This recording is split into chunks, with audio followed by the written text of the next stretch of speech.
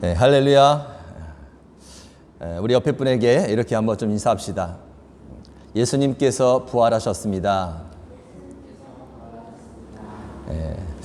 오늘은 십자가에서 우리를 위해 죽으신 예수님께서 3일 만에 다시금 살아나신 부활주일입니다. 부활주일만큼은 교회에 모여 함께 예배를 드리고픈 마음이 있었지만 더 기다려야 하기에 안타까운 마음을 가지고 단 위에 섰습니다. 그래도 참 감사한 것은 아무리 혹독한 겨울이 있다 할지라도 그 겨울이 지나면 어김없이 봄이 되고, 봄이 되면 움츠려 있던 꽃들이 피듯이 이 어려운 시기에도 어김없이 이렇게 부활의 아침을 맞이하고 감사와 기쁨의 꽃을 피우며 하나님께 예배를 드릴 수 있는 것이 얼마나 감사한지 모릅니다. 이 부활의 아침에 각 가정에서 예배를 드리고 있는 미랄 가족 여러분 모두에게 예수님의 그 부활의 권능과 영광이 충만히 임하시기를 예수님의 이름으로 축원합니다. 죽이면 끝이 날 것이다 라고 생각했습니다. 그래서 예수님을 거역했던 사람들은 예수님을 십자가에 못 박아 죽게 했습니다. 그 배후에 있던 사탄도 그것이 자신이 승리했다고 생각했습니다. 그러나 그것은 착각이었습니다. 죽으면 끝날 줄 알았지만 예수님은 다시 살아나셨습니다. 죽어서 사탄이 승리한 것이라 생각했지만 최후의 승리자는 다시 사신 예수님이셨습니다. 여러분, 이 사실을 꼭 기억하시기 바랍니다. 우리가 살면서 얼마나 많이 이제는 끝이구나, 더 이상 소망이 없다, 내가 할 수 있는 것은 아무것도 없다, 나는 패배자다, 이러한 생각이 들 때가 얼마나 많이 있습니까? 그러나 여러분, 기억하셔야 됩니다. 하나님은 죽은 자를 다시 살리실 수 있는 분이십니다. 다시 말해서 우리가 끝이라고, 이제는 모든 것이 끝났다고 진짜 끝난 것처럼 보이는 그 상황에서도 하나님은 죽은 예수님을 다시 살리셨듯이 얼마든지 우리를 다시 일어나게 하시고 얼마든지 거기에서부터 새 역사를 이루시는 분이라는 것을 믿으시기 바랍니다.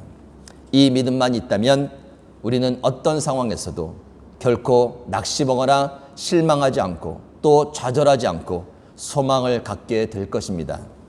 다시 한번 그 믿음으로 서로 이렇게 한번 말씀해 주시기 바랍니다. 예수님이 부활하셨습니다. 오늘의 설교 제목은 고난의 향기 그리고 부활의 향기입니다. 제목이 기가 막히지 않습니까? 가끔 이렇게 멋진 시적 표현의 제목이 나올 때가 있습니다. 죄송합니다. 고난의 향기란 무엇인가? 말 그대로 고난 속에서 드러나는 향기를 말합니다. 사람들은 보통 힘들고 어렵고 궁지에 몰리면 향기보다는 악취를 풍기게 됩니다. 짜증을 내고 혈기를 부리고 자존심을 내세우면서 속에 있는 좋지 않은 것들을 다 쏟아 놓습니다. 그 모습을 냄새로 비유하자면 바로 악취라고 말할 수 있는 것이죠. 여러분, 요즘 어떠십니까? 집안에만 갇혀 있다가 신경이 날카로워지셔서 남편과 또 아내와 혹은 자녀들과 부닥치시면서 악취를 내고 계시지는 않으십니까? 죄송합니다. 제가 갑자기 저희 집안 얘기를 드린 것 같아요. 저희 집사람이 천사입니다. 천사. 늘 천사의 향기를 내고 있는데 왜 아들에게 공부를 시킬 때만 그렇게 다른 냄새를 내는지 잘 모르겠습니다. 뭐 쉽지 않은 것 같습니다. 고난의 향기란 바로 힘들고 어렵고 짜증나고 궁지에 몰린 상황에서 악취를 풍기는 것이 아니라 향기를 내는 겁니다. 힘들면 힘들수록 더 아름다운 모습의 향기를 내는 것을 고난의 향기라고 말할 수 있습니다. 그 모습을 우리는 어디에서 찾아볼 수 있을까요? 누구에게서 찾아볼 수 있다고 생각하십니까? 예수님이시죠. 예수님은 늘 아름다운 향기를 내는 모습으로 사셨습니다. 그런데 그 향기가 가장 강렬하게 드러났던 사건은 어떤 사건이었을까요? 보기를 좀 드립니다.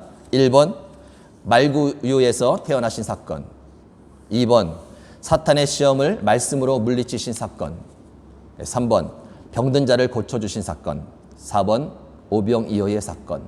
5번, 가늠하다 붙잡혀온 여인을 용서해 주신 사건. 6번, 나귀를 타고 예루살렘에 입성하신 사건. 7번, 십자가 사건. 몇 번일까요? 네, 그렇습니다. 7번입니다. 다른 모든 사건 속에서도 예수님의 귀한 향기가 드러났지만 바로 십자가 사건, 그 고난의 사건 속에서 예수님의 향기는 가장 진하고 강렬하게 드러났다는 것입니다. 복음성 중에 이런 가사가 있는 찬양이 있습니다. 사람을 보며 세상을 볼 때 만족함이 없었네. 나의 하나님 그분을 뵐 때 나는 만족하였네. 동남풍아 불어라, 서북풍아 불어라. 그러면서 나오는 가사가 이겁니다. 가시밭에 백합화 예수 향기 날리니 할렐루야 아멘. 가시밭에 백합화 예수 향기 날리니 할렐루야 아멘. 예, 죄송합니다. 오늘 많이 또 죄송하네요. 여기까지 가시밭은 여기에서 이제 가시밭은 고난을 상징하고요. 백합화는 예수님을 상징합니다. 백합화는 원래 향기가 나지만 바람이 불어서 그 백합화가 가시에 찔려 상하고 찢겨나갈 때 더 진한 향기가 내게 됩니다. 가시가 찔리면 찔릴수록 찢겨나가면 나갈수록 그 향기는 더 강렬하게 바람을 타고 멀리 퍼져 나간다는 겁니다. 바로 예수님이 그러셨다는 거예요. 모욕과 수치와 조롱이 더해지면 더해질수록, 채찍에 맞아 살점이 찢기면 찢겨 나갈수록 예수님의 향기는 더 진하게 바람을 타고 흘러갔다라는 것입니다. 그 향기는 무엇이었을까요? 그것은 어떤 향기였을까요? 그 향기는 바로 사랑이었습니다. 자신을 십자가에 못 박고 조롱하며 온갖 수모와 고통을 주는 자들을 향해 예수님께서 보이신 향기는 바로 사랑이었다라는 것입니다. 아버지, 저들을 용서하여 주옵소서. 자기들이 하는 것을 알지 못하십니다. 십자가 그 고통 위에서 예수님께서는 그렇게 말씀하시고 기꺼이 십자가에서 죽으셨습니다. 우리의 구원을 위해서. 예수님의 그 고난의 향기가 오늘 이 시간 저와 여러분에게 그대로 배어지기를 축원합니다. 그 사랑의 향기가 우리 몸에 배어 힘들면 힘들수록, 어려우면 어려울수록, 그리고 궁지에 몰리면 몰릴수록 더욱 진하게 예수님처럼 그 사랑 향기를 날리며 살아가는 저와 여러분이 되시기를 바랍니다. 우리 옆에 분에게 한번 축복하며 이렇게 말씀해 주시기 바랍니다. 고난의 향기가 나십니다. 고난의 악취가 나십니다라고 하지 마시고요. 고난의 향기가 나십니다. 부활의 향기란 무엇인가? 예수님은 부활하신 후에 제자들에게 찾아가셨습니다. 제자들의 상태는 어땠을까요? 다시 살아나실 예수님과 앞으로 펼쳐질 그 일들에 대해서 엄청난 기대와 설렘으로 흥분하며 기뻐 뛰고 있었을까요? 아니면 함께 모여서 차분히 기도하며 부활하신 예수님을 기다리고 있었을까요? 둘 다 아니죠. 제자들은 슬픔에 잠겨 있었습니다. 사랑하는 예수님께서 다시는 돌아오지 못할 강을 건넜다고 생각했기 때문에 그들은 슬펐습니다. 그리고 가슴이 미어지는 것 같았습니다. 사랑하는 예수님께서 십자가에 못 박히시는 그 장면이 눈을 감으면 아직도 선명하게 떠오르는 거예요. 그 고통스러운 그 모습이. 그들은 가슴에 미어질 수밖에 없었습니다. 그리고 또 한편은 허탈했습니다.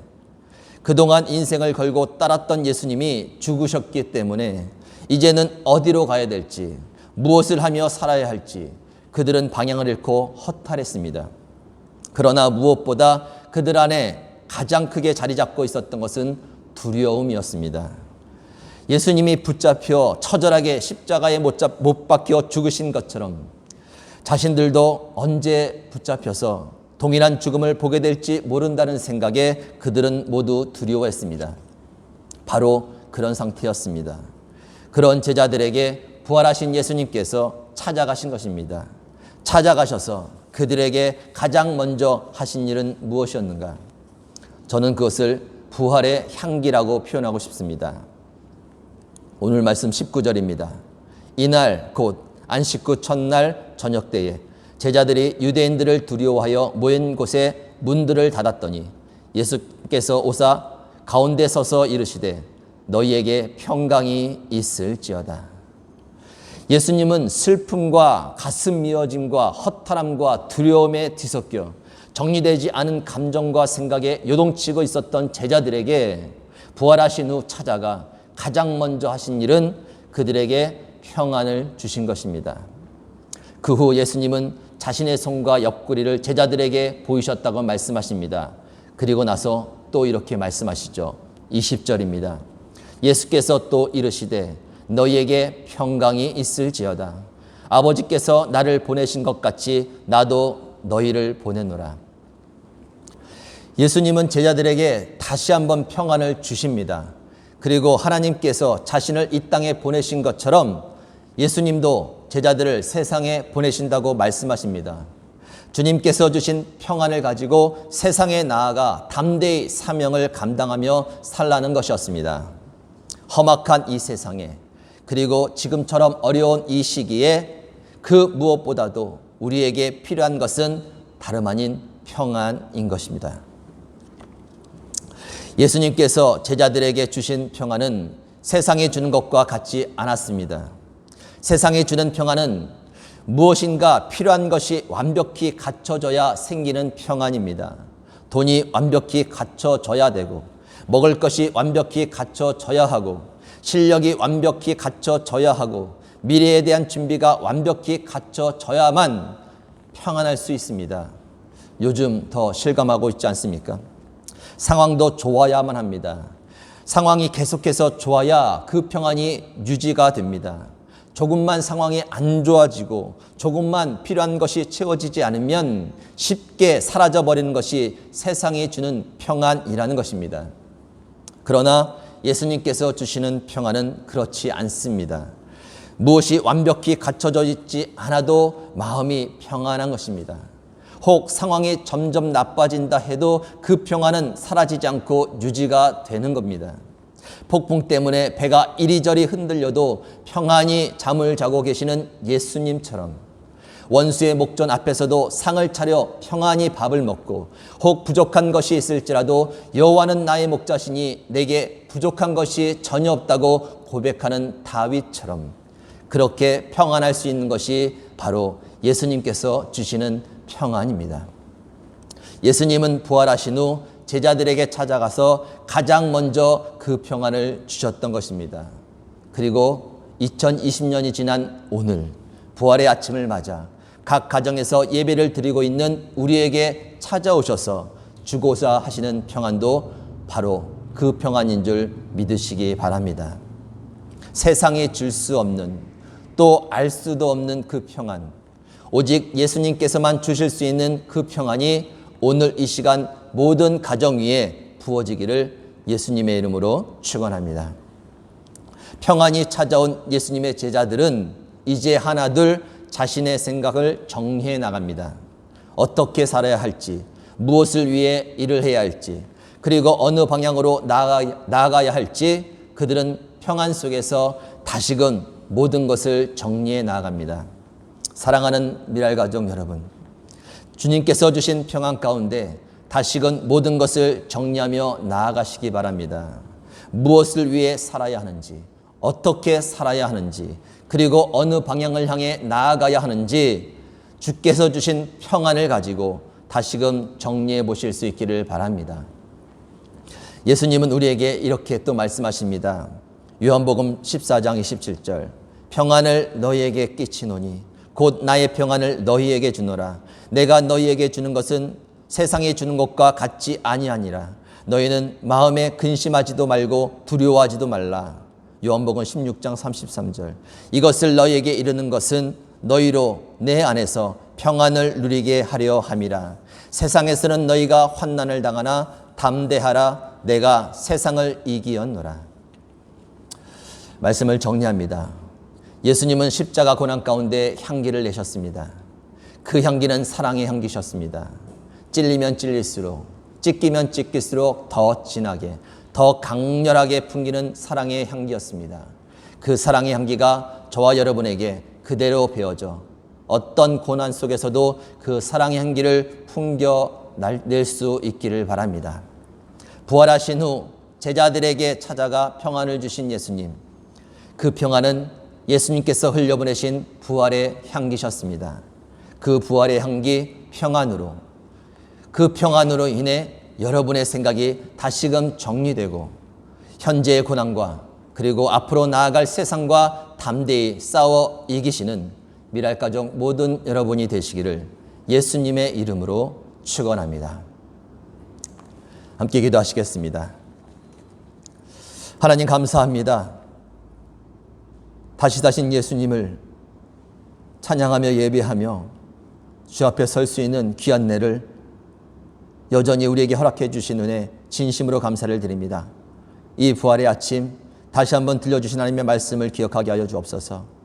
고난 속에서 악취를 풍긴 것이 아니라 끝까지 사랑의 향기를 내시며 우리를 구원해 주신 예수님, 그 향기가 오늘 이 시간 우리에게 다 배어지게 하여 주시고 우리도 어떤 가운데서도 악취를 내는 것이 아니라 사랑의 향기를 내며 아름다운 열매를 맺어갈 수 있는 우리들 되게 하여 주옵소서.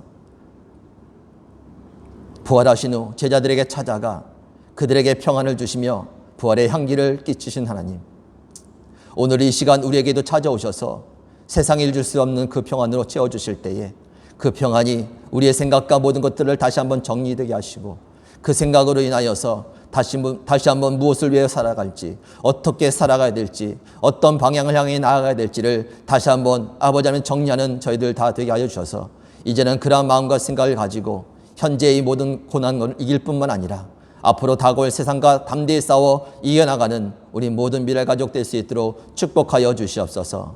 지금도 세상에서는 이 어려움 때문에 흔들리고 있는 많은 영혼들이 있습니다.